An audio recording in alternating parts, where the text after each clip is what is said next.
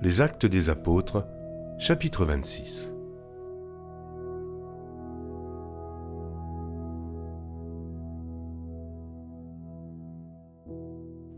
Agrippa dit à Paul, « Il t'est permis de parler pour ta défense. » Et Paul, ayant étendu la main, se justifia en ces termes. « Je m'estime heureux, roi Agrippa, d'avoir aujourd'hui à me justifier devant toi de toutes les choses dont je suis accusé par les Juifs, car tu connais parfaitement leurs coutumes et leurs discussions. Je te prie donc de m'écouter avec patience. Ma vie dès les premiers temps de ma jeunesse est connue de tous les Juifs, puisqu'elle s'est passée à Jérusalem au milieu de ma nation. Ils savent depuis longtemps, s'ils veulent le déclarer, que j'ai vécu pharisien selon la secte la plus rigide de notre religion. Et maintenant je suis mis en jugement parce que j'espère l'accomplissement de la promesse que Dieu a faite à nos pères, et à laquelle aspirent nos 12 tribus, qui servent Dieu continuellement, nuit et jour. C'est pour cette raison, ô roi, que je suis accusé par les Juifs. Quoi ? Vous semble-t-il incroyable que Dieu ressuscite les morts ? Pour moi, j'avais cru devoir agir vigoureusement contre le nom de Jésus de Nazareth. Ce que j'ai fait à Jérusalem, j'ai jeté en prison plusieurs des saints, ayant reçu ce pouvoir des principaux sacrificateurs, et, quand on les mettait à mort, je joignais mon suffrage à celui des autres. Je les ai souvent châtiés dans toutes les synagogues, et je les forçais à blasphémer. Dans mes excès de fureur contre eux, je les persécutais, même jusque dans les villes étrangères. C'est dans ce but que je me rendis à Damas, avec l'autorisation et la permission des principaux sacrificateurs. Vers le milieu du jour, ô roi, je vis en chemin resplendir autour de moi et de mes compagnons une lumière venant du ciel, et dont l'éclat surpassait celui du soleil. Nous tombâmes tous par terre, et j'entendis une voix qui me disait en langue hébraïque, « Saul, Saul, pourquoi me persécutes-tu ?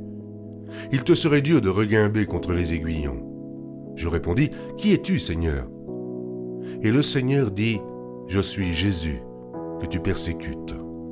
Mais lève-toi et tiens-toi sur tes pieds, car je te suis apparu pour t'établir ministre et témoin des choses que tu as vues et de celles pour lesquelles je t'apparaîtrai. Je t'ai choisi du milieu de ce peuple et du milieu des païens vers qui je t'envoie, afin que tu leur ouvres les yeux pour qu'ils passent des ténèbres à la lumière et de la puissance de Satan à Dieu, pour qu'ils reçoivent par la foi en moi le pardon des péchés et l'héritage avec les sanctifiés.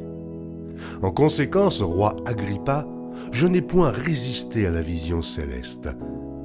À ceux de Damas d'abord, puis à Jérusalem, dans toute la Judée et chez les païens, j'ai prêché la repentance et la conversion à Dieu, avec la pratique d'œuvres dignes de la repentance. Voilà pourquoi les Juifs se sont saisis de moi dans le temple et ont tâché de me faire périr. Mais, grâce au secours de Dieu, j'ai subsisté jusqu'à ce jour, rendant témoignage devant les petits et les grands, sans m'écarter en rien de ce que les prophètes et Moïse ont déclaré devoir arriver, savoir que le Christ souffrirait et que, ressuscité le premier d'entre les morts, il annoncerait la lumière au peuple et aux nations. Comme il parlait ainsi pour la justification, Festus dit à haute voix, « Tu es fou, Paul. Ton grand savoir te fait déraisonner. » « Je ne suis point fou, très excellent Festus, répliqua Paul. Ce sont au contraire des paroles de vérité et de bon sens que je prononce. Le roi est instruit de ces choses, et je lui en parle librement, car je suis persuadé qu'il n'en ignore aucune, puisque ce n'est pas en cachette qu'elles se sont passées. Crois-tu au prophète, roi Agrippa ? Je sais que tu y crois.